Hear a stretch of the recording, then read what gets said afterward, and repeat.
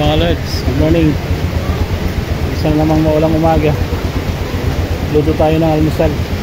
Sige, sige na pritada. Ito na mga lods, na-ready na natin yung patatas, carrots, pepper, onion, tsaka yung chicken natin. So, gigisa na lang natin ito.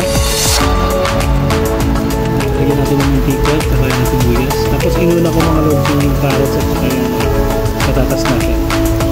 I-fry lang natin ng konti para hindi siya madurog pagka pinakuloan natin at pinalambot yung manok.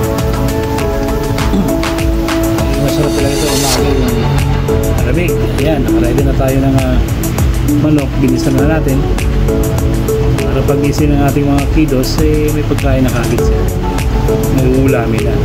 So ganitong panahon talagang napakalamig, napakabigat, higal ang katawan.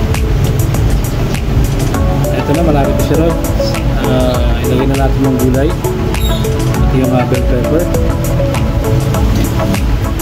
So, papalambutin na natin ng konti yan. I-reduce lang natin yung sauce nya para mas kumapit doon sa karne ng manok.